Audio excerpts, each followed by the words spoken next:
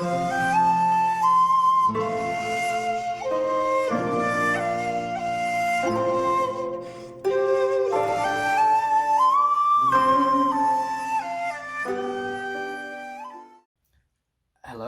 and welcome to Karate Time.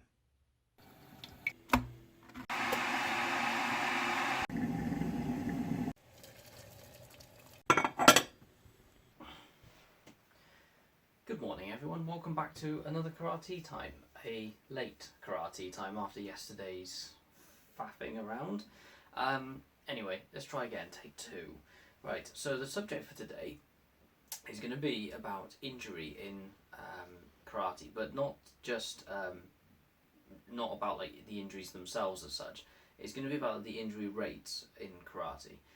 I'm bringing this up for a particular reason, which is to do with our use of protection in karate, and then actually also the perception that karate has publicly, knock-on effect that has.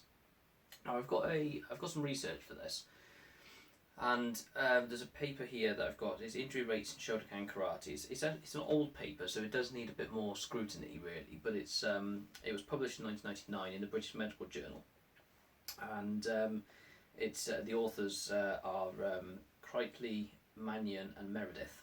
Are the three authors, and what they did is they looked at the British Shotokan Championships in 1996, 97 and 98, hosted by the KUGB.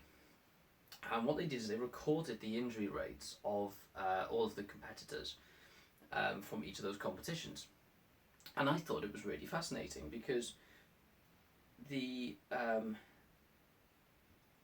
had a total of 1,770 bouts in those three. And out of that, there were 160 injuries, which represents 0.09 injuries per bout, which gives, and it's an overall rate of 0.13 per competitor. So it actually shows that injury rates in karate are very low. Now I should point out as well, that the interesting conclusion to this though was that during this the rules were no padding was allowed. So it was bare fist, bare foot. The only protection that was worn was a gum shield, a groin guard, and for ladies a chest guard as well. And that was it. There was no padding for the attacker as such. So nothing to protect the hand, nothing to protect the foot. And their conclusion was actually that the absence of protective padding does not result in higher injury rates than most other series of Shotokan karate injuries. And I just thought that was really interesting because it reminds me of something I studied once before, which was to do with the introduction of padding in boxing as well, and there's a similar trend here. So out of the injuries that they mentioned, what should be noted is that 57% of the injuries were to the head, which is not good. That's 91 out of the total injuries were to the head. And they are conscious of making the difference between the light contact and semi-contact karate competitions compared to the likes of a full contact, and they do mention that protective padding is more important in the full contact. But in the case of this competition being semi-contact, they actually do highlight that techniques are thrown at full speed and are set technically at full force and then controlled on impact. And they raised some really interesting points about what constitutes protection. And they actually said that the protection was mainly, or the injury prevention was really fueled by control and experience and very, very strict refereeing. Now they go into a lot of detail, which is great, and it's not a long paper, so it's worth looking it up. But they do mention that the background in the competition was that they had 3 doctors who were former competitors, so that helped identify problems. They had St. John's Ambulance, which is of course something we still see in competitions now, and they actually mentioned that a lot of injuries that were reported were things that people might have self-reported to the medical station, and they were actually quite superfluous. And the only sort of so we had the head injuries, of course, which were serious, that they needed to be checked, and there were also some limb injuries, so dislocations. So 37.5% of the injuries were limb injuries, and there's no doubt about it that there is a danger there. I mean, one of our competitors had an unfortunate freak accident in a competition, and it took a kick that damaged his eye, and he lost his eye. And this is actually reinforced by the research that is a danger point. The most common injuries to the head were to the malar region, so here, cheekbone essentially. And of course, that is not a good place to be hit. So it resulted in broken noses. You've got risk of eye injury and so on. And of course, you've got the risk of things like concussion. So I'm not trying to argue that what we're doing, by hitting each other is safe. There are going to be accidents, but the emphasis is definitely placed on the ability for a competitor to control what they do, and the referees to enforce it. And they're not the only ones who've done this study. They actually, in the discussion, they do talk about how the injury rates in other competitors, so other researchers, going back to sort of 1977, have done same sort of results. Some of them have been 10-year studies. So the injury rate per bout was very much the same. And the trend is definitely there that the protective padding, the only injuries that the protective padding that the hand pads and so on does is actually protect the wearer. It prevents superficial injuries to the hand, to the foot, and to some extent to the face. It prevents catching someone and cutting them. So there's definitely a use for it. There's no denying that. But I remember when I first competed that we used to have what we referred to as the square mitts. It was the white ones that, you remember them, you put your fingers through, they split through the middle, your thumb went through a hole, and then it was just like a square pad over the hand, and when you close your fist, it went just over your knuckles.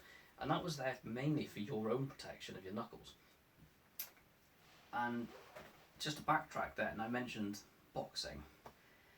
So when boxing introduced gloves for the first time, head injury rates went up a lot, simply because before that it hurt so much to hit someone in the head with a bare fist that you didn't do it. Boxing at the time would actually strike to the chest. They would just pound into the chest, and they would wear people down that way, and they wouldn't strike to the head. Of course, what happened is, as they added padding, they went, well, it's safer now, I can hit them in the head. And it didn't matter. And there's another conclusion that they draw out of this, which was fascinating actually, and it's that the padding itself doesn't make any difference. So I'm just gonna so what they mention is that that head guards are probably the most important. Head guards undoubtedly protect against superficial injury to the face, eyebrows and ears, but cannot eliminate the dangerous accelerating and decelerating forces applied to the head. That's point number one. Gloves are designed to protect the fist of the wearer and do nothing to prevent brain injury unless they are so large as to be unwieldy. So that's point number two. And essentially they then conclude with the role of strict refereeing and competitor discipline in reducing injuries has been commented on by a number of authors, and in the tournaments reported here is likely to be the principal factor controlling injury rates. So what I'm saying is, and this is something that other martial artists I know have mentioned in the past as well, is that competitions now are getting more and more padding. So we've got hand guards, we've got foot guards, which now go up the top of the foot up to the shin. Some places you use arm and elbow and forearm guards, things like this. Chest padding, head guards. Some places have started doing eye protection, which actually is a good idea. I think eye protection is great. And the only thing is that the mask that they had, if you got hit and dislodged, it normally broke your nose. So a bit of redesign there. And I'm not saying, that it's easy to design these things. It's going to be trial and error. But the other distinction that was made here is that the rules that they were using in the competition were Sherwood Bond rules. So it was 1 full point or 2 half points and the match was over. So the exchange of blows was fewer and the fights were over quicker. They were what I would refer to as short, sharp, and dynamic.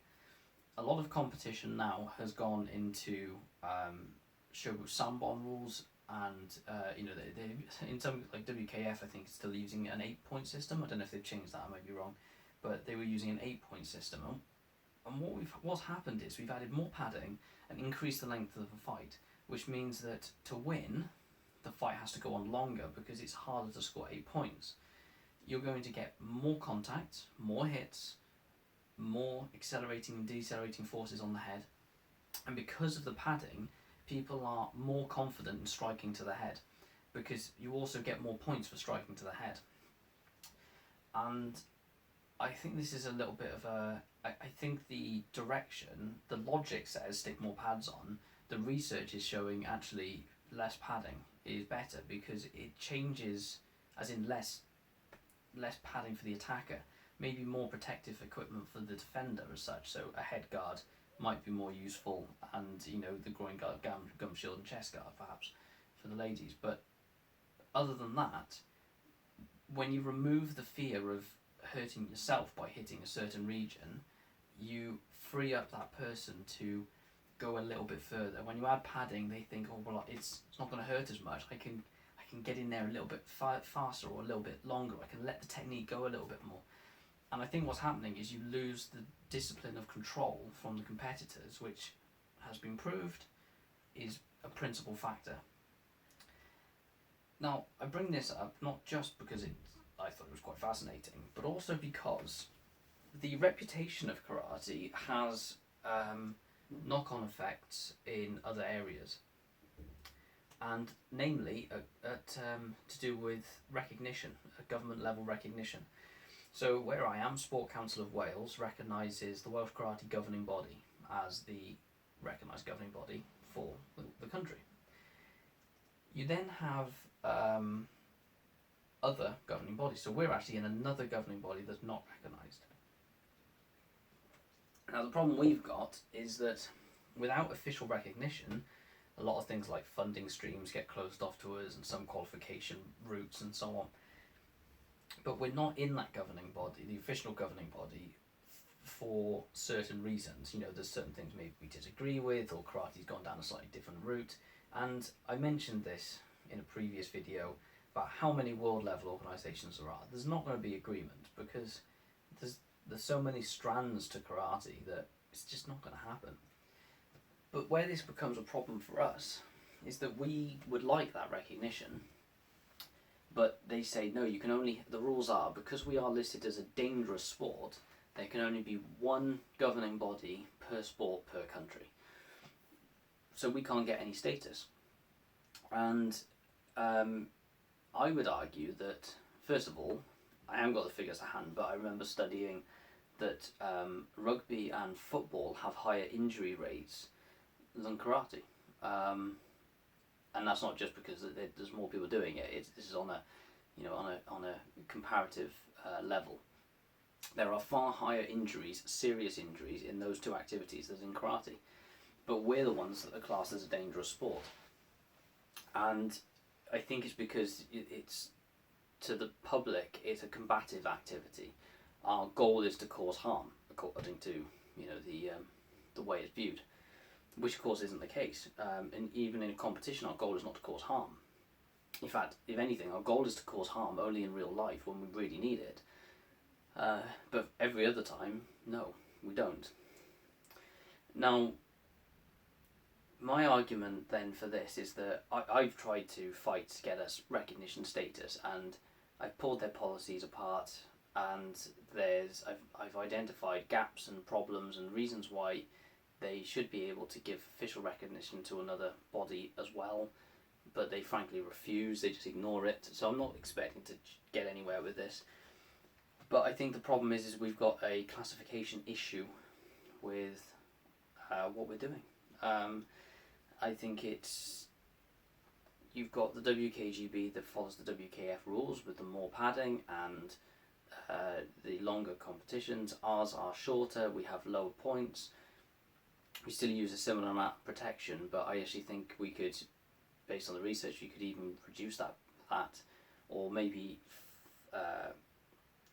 fine tune where the protection is to make it a safer competition. And I think that would give us enough of a distinction to another one to say, if you only want to look at the competitive side at world level, well, we're actually very different, and there's no reason you can't recognise us as another strand of karate. But there we are. I just found it, I thought it was interesting. I'd be curious to know if other martial artists, if any of you are watching, have similar rules or similar findings when it comes to injuries and protection, and how the amount of protection you wear has changed over the years. And with that, hopefully this video is actually recorded, and if it has, I'll catch you all on the next one. Thank you. Everyone, take care. Cheerio.